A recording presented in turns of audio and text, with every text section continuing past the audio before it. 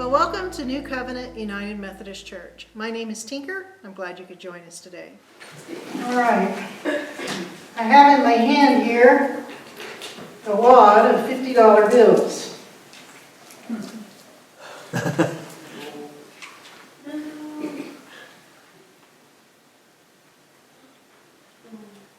could have helped you out with that. Well, tell me what you think about me burning those, if they'll burn. I think money doesn't burn that easy, does it? There it goes. Only if it's in your pocket. Yeah. But seriously, tell me though, what are your thoughts as you see me burn that money? Wait for yours.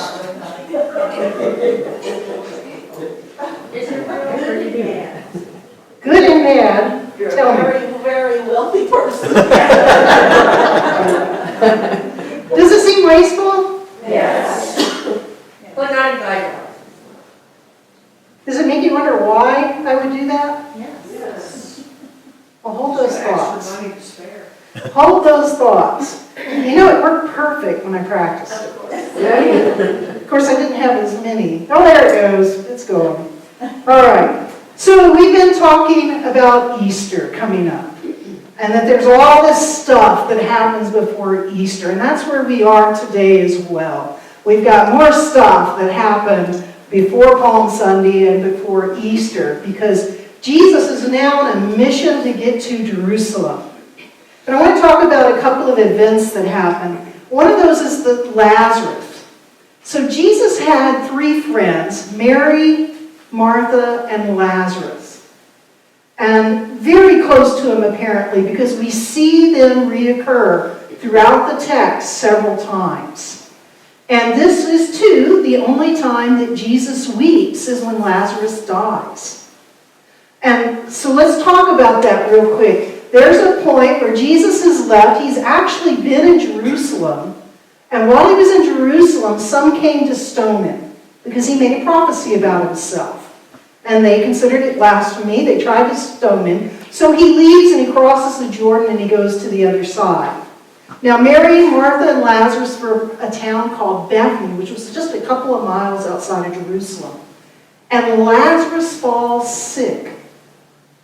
And worried about him, the sisters sinned, they're brother and sisters, by the way, they send someone to tell Jesus that Lazarus is sick, to come quickly.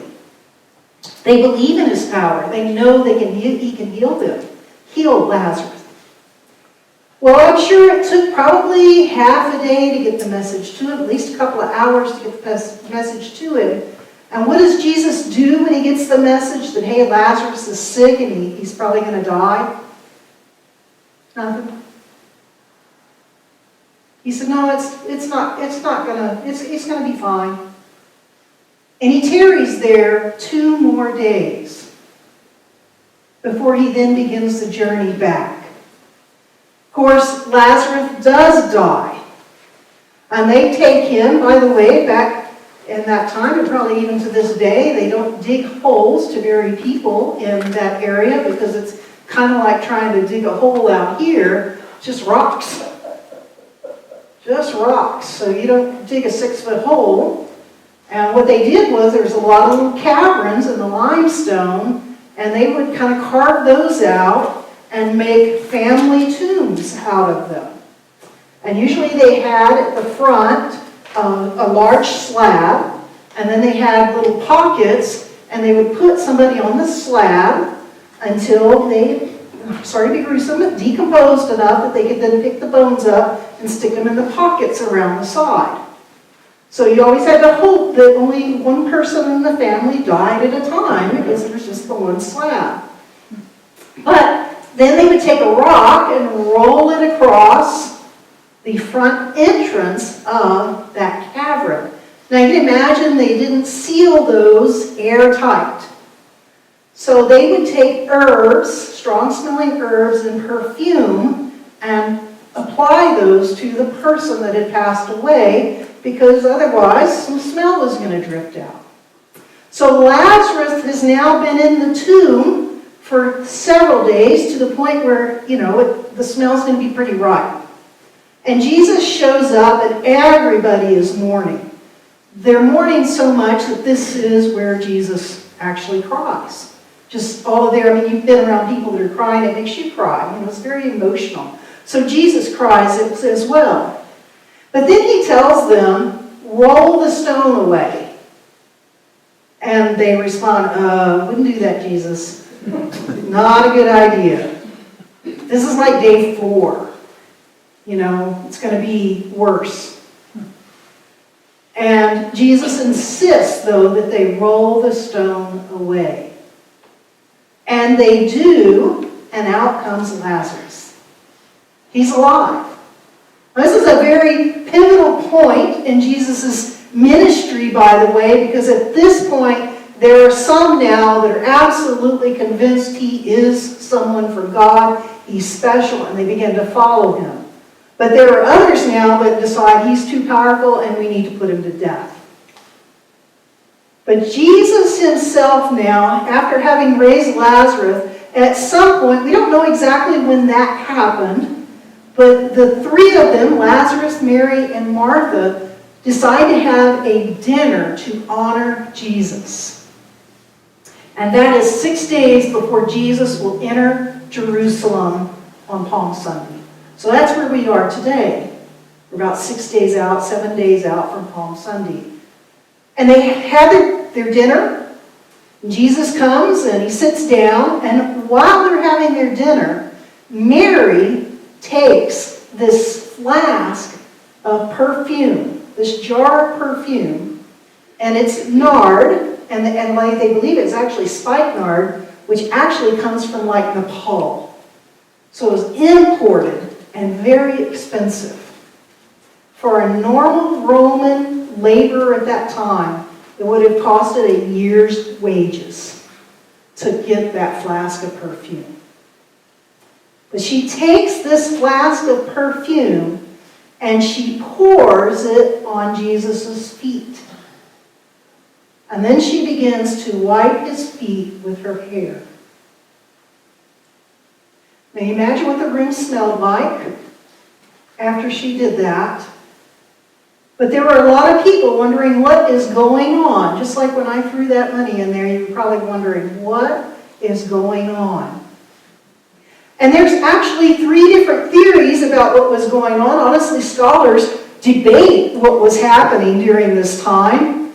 One of those theories is that this was not Mary, the sister of Martha, but Mary Magdalene, who was may have been a prostitute, and so she is thanking Jesus for what he has done in her life, and the perfume was what she would have used in her trade to keep herself smelling good for her trade. And so she is now ending her life as a prostitute by pouring this nard on Jesus' feet. I would scratch this one off your list.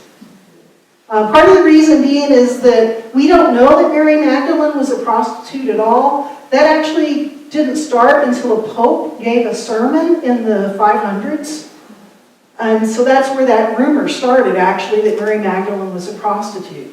This is almost certainly Mary, though, the sister of Martha. So why did she do that? Why did she still take... I mean, you're talking life savings.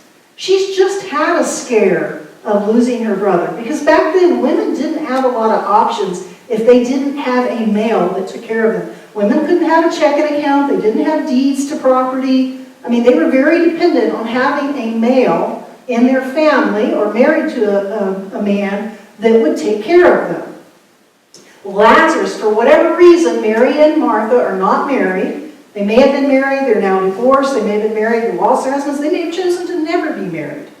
But their brother now takes care of them. So they have a place to live, a place to be, because they're with Lazarus. And now they've had the scare of losing their brother. Now you would think she would take that nard, and go sell it to take care of her and Martha for a while.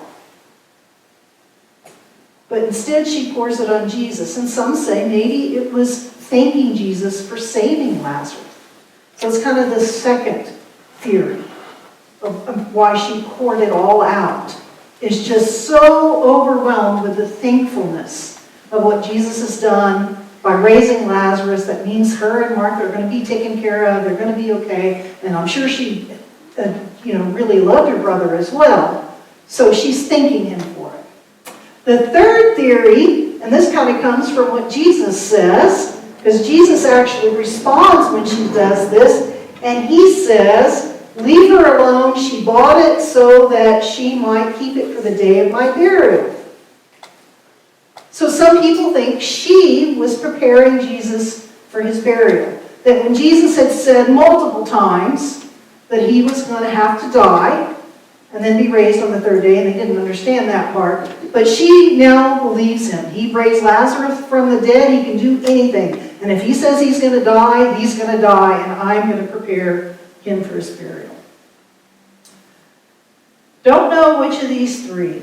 Well, I would scratch out the first one. Don't know which of those last two are correct. And you're welcome to pick whichever one you want. I don't think it matters as much as what I want to talk about, and that's motive. What was her motive for doing it?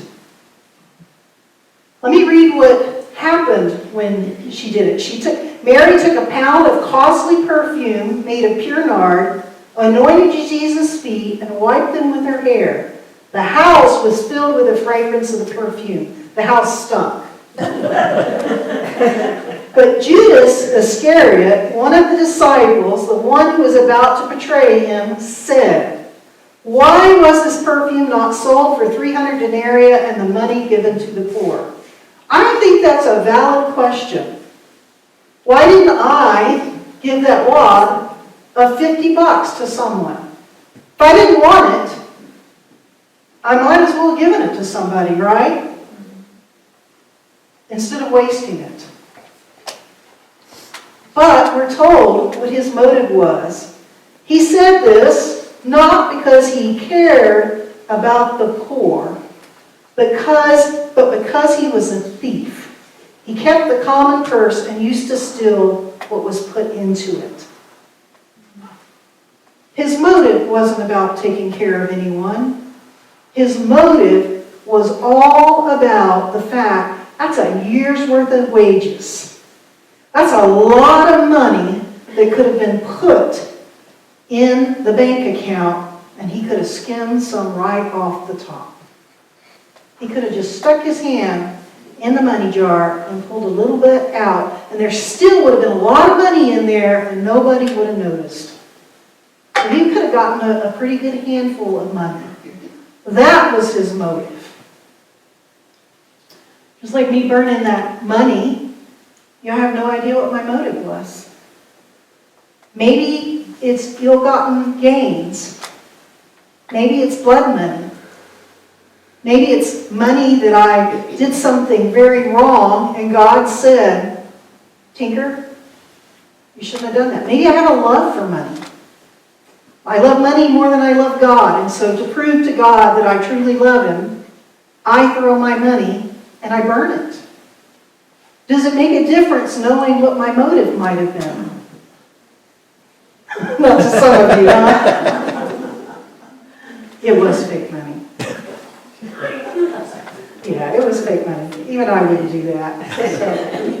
It looked real though, didn't it? Yeah, it is. Yeah. I just want y'all to know you cannot print out fake money off the internet. And if you try to copy it on a copy machine, you can't do it. No, it won't. It just literally will not do it. I went through a lot. It took me days to get that money. And then I burned it in a second, don't I? But what we come down to, though, motive-wise, though, is that Jesus knew that Mary did it out of love. Whatever the reason, her motive was love. And Jesus recognized and affirms her motive. And the reason I want us to think about this is I have kind of two takeaways from this. The first takeaway is, and this is probably the sermon you've heard preached from this passage before, is we give our all. In love of what Christ has done for us, there is not enough perfume in this world that we could pour out not enough money that we could burn for what he's done for us. It's an incredible outpouring of love that he has given us, and we could never pay it back. And all we can do in response is to just give him everything that we are and everything that we have. To just love him with all of our heart, soul, mind, and strength. All that we have, all that we are. But there's a second motive to this. And this is kind of where I want us to go a little bit today, is talking about loving our neighbor. You see, probably when I threw that money in there, I mean, hopefully most of you love me. And so you were probably going, why did she do that? She could have given that to me. Why did she do that? But have you ever watched someone do something that doesn't make any sense, and you kind of just walk away going, well, they're kind of weird? Or have you ever had someone do something to you and it hurt, but then later you find out that they didn't intend for it to hurt? See, it's all about motives. A lot of times when we interact with people, we don't realize what their intentions are, what their motives are. And if we're not careful, we make assumptions that their motives are to hurt us, when we don't honestly sometimes know. And so when we allow ourselves to be hurt by that, if we don't wrestle with that hurt, and if we don't listen to what Jesus said, and he's going to be saying this actually next week, actually, Palm Sunday, actually even further down than that, when we get to the Last Supper, one of the things he says is, love the Lord and love your neighbor. Those are the two greatest commandments. Love your neighbor. The thing is, sometimes our neighbors do things that we don't understand to us that hurt. And if we don't find a way to understand their motive, we're going to continue down that road of pain and anger, and maybe even taking the relationship and severing it. And so the challenge for us, of course, is how do we get to that point of loving our neighbor when they've hurt us? So I'm going to offer 3 ideas. What can we do? When someone has hurt us, what can we do? The first thing we can do is listen. Listen to what they actually said. When we listen, sometimes we realize that sometimes we've misheard, or sometimes their smile on their face may not match the words we thought we heard. But we'll just listen. If Judas had just listened that day, I have a feeling that as she was wiping his feet with her hair, what do you think she was probably doing? Crying. If you'd listened to her crying, would it have changed your heart just a little bit? Think, well, there's something going on here. She's hurting somehow. There's something else happening. So that brings us to number 2. We can ask. We can always ask people, hey, you said something yesterday that just hurt, and I wonder if I misunderstood what you said. And give them the chance to respond.